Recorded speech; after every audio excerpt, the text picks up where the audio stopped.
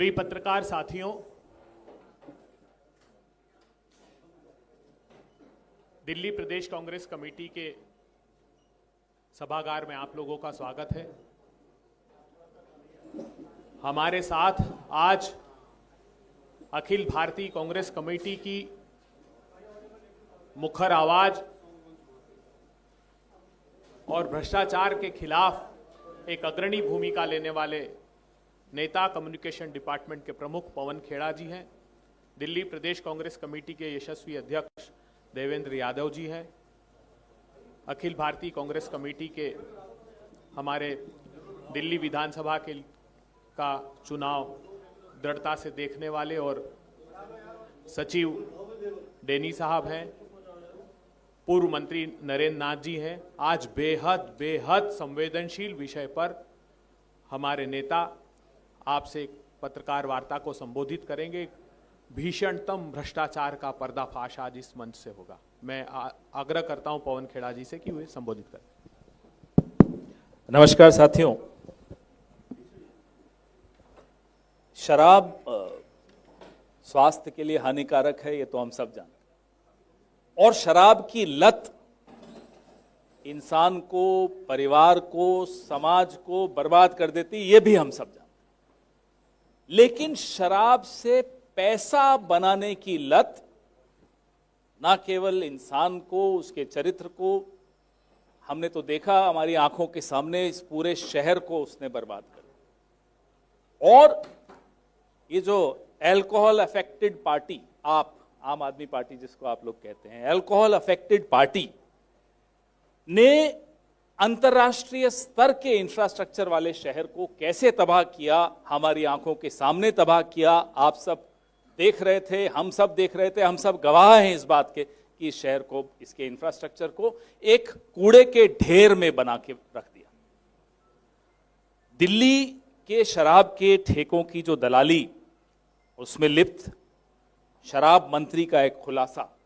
और हैरानी की बात है, ये इसी पार्टी में हो सकता है कि जो शराब मंत्री था, जो शराब का मैनेजर था ठेके बांटने का, वही शिक्षा मंत्री था।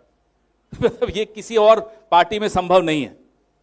लेकिन जिस तरह से जो हम आज ऑडियो आपके सामने रखना चाह रहे हैं, सुनाना चाह रहे हैं, एक सिटिंग एमएलए, आम आदमी पार्टी का एक सिटिंग एमएलए खुलासा कर रहा है अपनी ही पार्टी के कैबिनेट के शराब मंत्री या शिक्षा मंत्री का, कि कैसे उन्होंने घोटाला किया। और वो जब ये नाम ले रहा है तो वो एक और एमएलए का भी, बादली एमएलए का भी नाम ले रहा है, जो सुनने में आ रहा है, अभी आपको सुनाते हैं हम।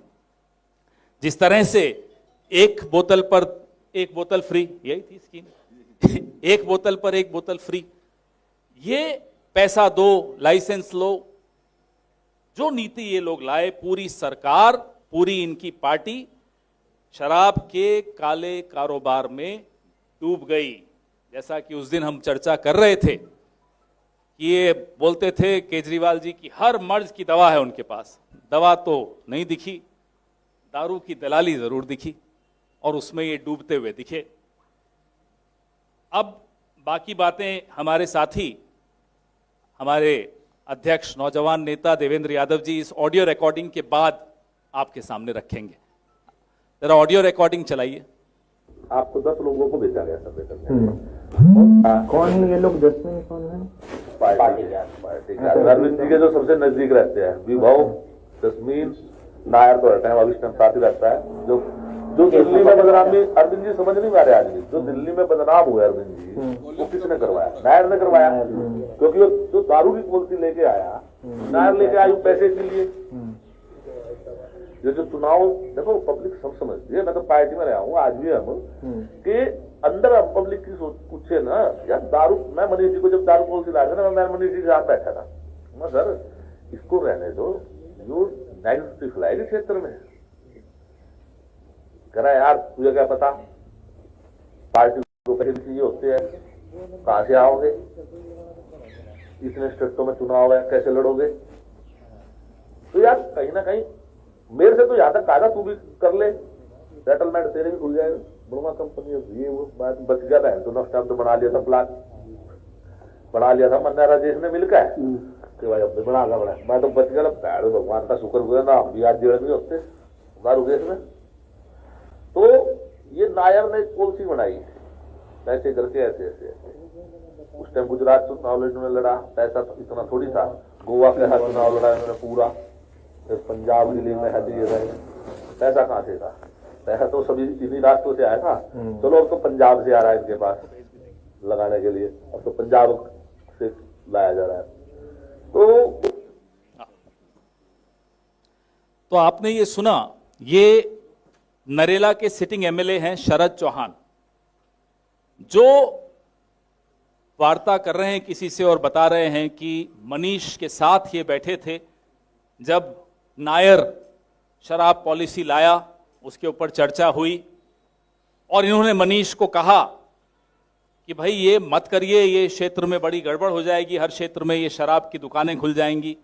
तो मनीष ने कहा कि अगर ये नहीं करेंगे तो चुनाव लड़ने के पैसे कहां से आएंगे। ये बोल रहे हैं, मैं तो सिर्फ आपको सुना रहा हूं। अभी आप सबके पास ये रिकॉर्डिंग भेज भी रहे हैं हम, भाई हम इलेक्शन कहां से लड़ेंगे। फिर ये आगे शरद चौहान बोलते हैं कि उसके बाद गुजरात का इलेक्शन लड़ा, गोवा का इलेक्शन लड़ा तो पैसे यहीं से आए, उसके बाद अब पंजाब से आ रहे हैं, इससे पहले तो शराब के ठेकों से आए। ये शरद चौहान के शब्द हैं, आपके सामने है। फिर बोला कि मुझे मनीष ने कहा कि तुम भी सेटलमेंट कर लो 2 कंपनियों से, तुम्हारा भी खुलवा देते हैं। बोले मैंने अजेश के साथ मिलकर प्लान भी बना दिया, लेकिन फिर मैं बच गया, मैंने नहीं किया, नहीं तो आज मैं भी जेल में होता। ये इनके शब्द हैं। मैं भूपेश जी रिकॉर्डिंग सबको आप ग्रुप में डाल दीजिए ताकि सबके पास ये आ जाए। आपके सामने है, सिटिंग एमएलए है, फिर से इलेक्शन लड़ रहे हैं, इसी पार्टी की टिकट पर लड़ रहे हैं और अपने मन की भड़ास निकाल रहे हैं कि देखो ये गलत किया मेरी सरकार ने, मेरे शराब मंत्री ने, शराब शिक्षा जो भी आप कहना चाहें उस मंत्री ने ये गलत किया, लेकिन पैसों के लिए किया। चुनाव लड़ने के लिए पैसे इन लोगों ने शराब की कंपनियों से लिए। ये आए थे पारदर्शी राजनीति, साफ राजनीति का नारा लगाकर। मैं वो वक्त भूल नहीं सकता जब ये खड़े होते थे और ये बंगाली मार्केट में खड़े होते थे, लोग फोटो खिंचवाने आते थे इनके साथ, बोले मैं स्वच्छ राजनीति लाऊंगा। मैं खड़ा था वहां देख रहा था, लेकिन इन पर भरोसा ना तब किया था ना अब किया। इनकी असलियत अब आपके सामने है कि कैसे, और किसी भी राज्य का मुख्यमंत्री, देवेंद्र जी और मैं आज चर्चा कर रहे थे अभी कमरे में, भारत के इतिहास में कभी ऐसा नहीं हुआ होगा कि एक राज्य के मुख्यमंत्री ने राष्ट्रीय अंतर्राष्ट्रीय स्तर का घोटाला किया हो। उत्तर से दक्षिण तक, दिल्ली से हैदराबाद तक का यह शराब घोटाला, ये काबिलियत तो है, ये मैं मानता हूं। घोटाला ऐसा करते हैं कि वो ग्लोबल हो जाता है। दिल्ली वाले अब बर्दाश्त नहीं करेंगे। दिल्ली के लोगों को, अपने बच्चों को शिक्षा देने के लिए एक शराब घोटाले का मैनेजर नहीं चाहिए। मैं देवेंद्र यादव जी से अब आग्रह करूंगा कि इस बात को आगे बढ़ाएं। धन्यवाद पवन जी। सभी साथियों को धन्यवाद। आप लोग लगातार हमारी प्रेस कॉन्फ्रेंसिस को कवर करने के लिए आते हैं और जो दिल्ली के मुद्दे हैं, हमारी ये कोशिश है कि उनको लगातार आप तक पहुंचाने का काम करें। और उसी क्रम में आज आदरणीय पवन खेड़ा जी ने अभी आप सबको एक क्लिप सुनाई और उस क्लिप के जरिए ये स्पष्ट होता है कि कितना सामाजिक पतन आज जो हमारे विधायकगण हैं और जो मौजूदा सरकार है उसके उप मुख्यमंत्री हों, मंत्री हों, हम सब जानते हैं कि इसी शराब घोटाले के तहत हमारी कांग्रेस की अपनी शिकायत के बाद वो लोग ना सिर्फ जेल में रहकर आए बल्कि आज भी बेल पर बाहर आए हैं और बेल की कंडीशंस आपको सबको मालूम है। हम ये लगातार कहते रहे हैं कि जो आम आदमी पार्टी की सरकार रही है उसने अपने चरित्र को जैसा दिखाने की पहले कोशिश की थी। जो वादे दिल्ली की जनता के साथ किए थे, और उसमें एक बहुत बड़ा वादा ये भी था कि हम भ्रष्टाचार खत्म करेंगे और हम पारदर्शिता लाने का काम करेंगे। उसके बिल्कुल विपरीत हम और आप देख रहे हैं कि इनके जो कहनी, कथनी और करनी में जमीन आसमान का फर्क साफ नजर आता है। अलीपुर से मौजूदा विधायक और आज वहां पर पुनः चुनाव लड़ रहे शरद चौहान जी की आवाज, जिसमें उन्होंने बहुत स्पष्ट रूप से मनीष सिसोदिया जी को कटघरे में खड़ा किया है। अलीपुर, नरेला बोलते हैं basically, Narela, Alipur is part of that Narela. तो नरेला विधानसभा से मौजूदा विधायक और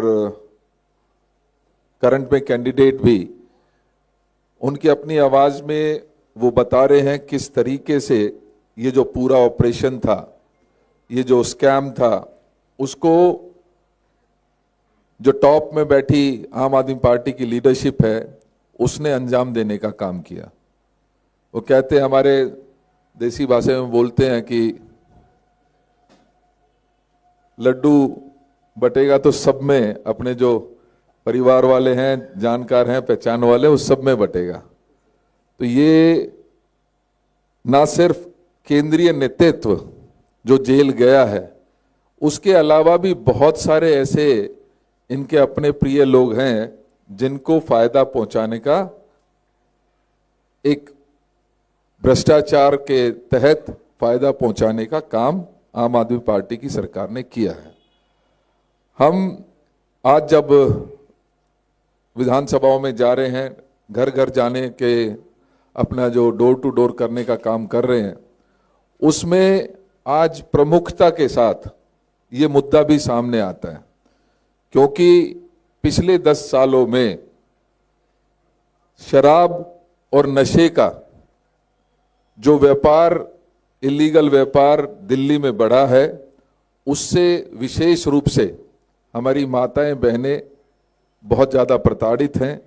बेरोजगारी की मार है और बेरोजगारी के चलते आज उनके बच्चे, उनके परिवार के लोग जिस तरीके से नशे की ओर आकर्षित हो रहे हैं, ये एक बहुत चिंता का विषय है। हमने, आपने अभी कुछ दिन पहले सोशल मीडिया पर इसी शराब घोटाले को चलकर जो सीएजी की रिपोर्ट लीक हुई, उसमें भी स्पष्ट तौर से कहा गया है कि 2000 करोड़ रुपए का नुकसान सरकार को इस योजना के तहत हुआ है। तो मैं आप सभी से ये गुजारिश करूंगा कि जो इनका असली चेहरा है आम आदमी पार्टी का, उसको उजागर करने में आप सबका सहयोग मिलेगा। मैं पुनः एक बार आप सबका धन्यवाद करता हूं। डैनी जी हमारे सेक्रेटरी हैं, इनका धन्यवाद करता हूं। अभय जी लगातार हमारा और आपका संपर्क बनाने में और नए नए मुद्दे दिल्ली से संबंधित लाने का काम लगातार अभय जी करते हैं। आदरणीय डॉक्टर नरेंद्र नाथ जी का धन्यवाद करता हूं कि आप लगातार यहाँ पर संगठन का काम संभाल रहे हैं। बहुत बहुत धन्यवाद सभी साथियों, थैंक यू। आप लोगों के इस संदर्भ में कोई प्रश्न हो?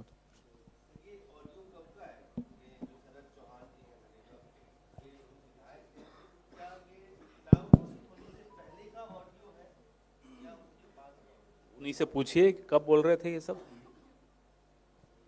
शराब घोटाला होने के बाद का तो है ही, पहले का नहीं। और जैसा कि अभी देवेंद्र जी बता रहे थे कि 2000 करोड़ का नुकसान, हमारे और आपके पैसे का नुकसान, हमारे और आपके टैक्स से चोरी किया हुआ ये नुकसान है।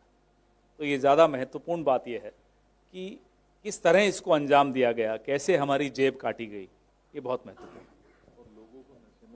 और लोगों को लगातार नशे की ओर धकेला गया है। अभी पवन जी कह रहे थे एक के साथ एक नहीं, साहब इन्होंने तो स्कीम एक के साथ 2 भी फ्री कर दी थी। और कोई सवाल?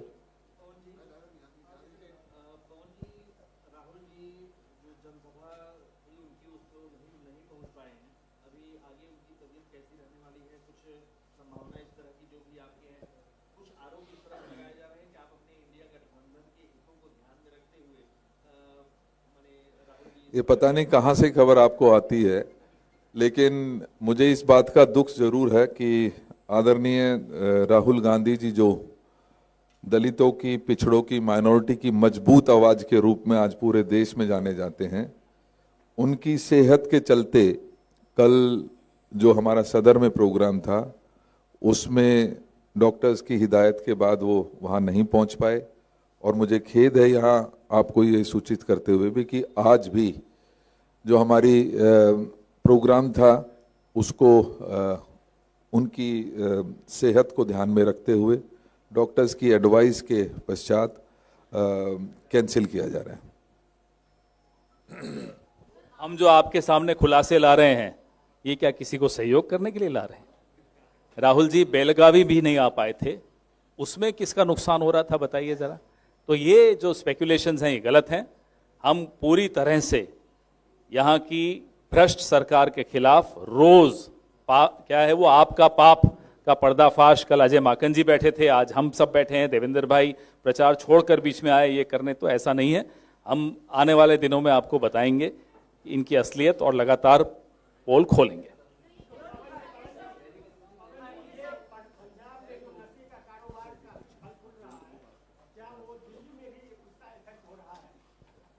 निश्चित ही देखिए, आपने देखा होगा कि जब से पंजाब की सरकार आम आदमी पार्टी के हाथों आई है तब से वहाँ के लोग भी इस जो सामाजिक बीमारी है उससे बहुत पीड़ित हैं।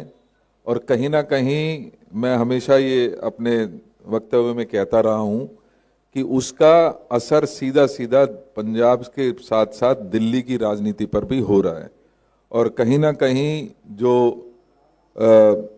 पंजाब में पिछले सालों नशा बढ़ा है उसका सीधा सीधा असर उसके सीधे व्यापारी आज दिल्ली में अपनी जड़ें जमा रहे हैं।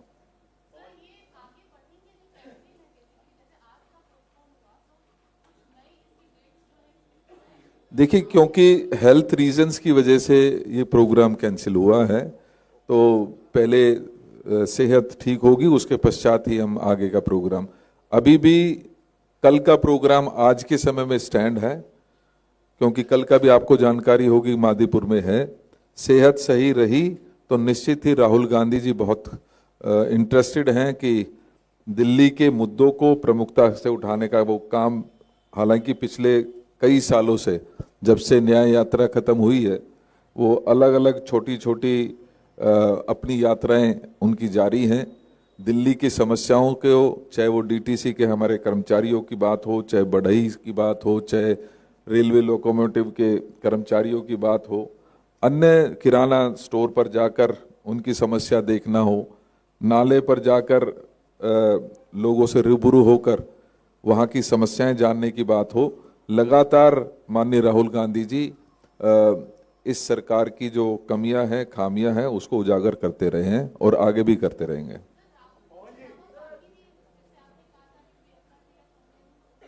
जी, सोनिया जी तो नहीं, लेकिन निश्चित ही प्रियंका जी, खड़गे जी और राहुल जी के जो सेकेंड फेज के प्रोग्राम हैं 26 तारीख तक, आप सब समझते हैं कि गणतंत्र दिवस के चलते बहुत सारी रिस्ट्रिक्शंस और वो हैं। 26 के पश्चात इमीडिएटली बाद ये कार्यक्रम शुरू होंगे।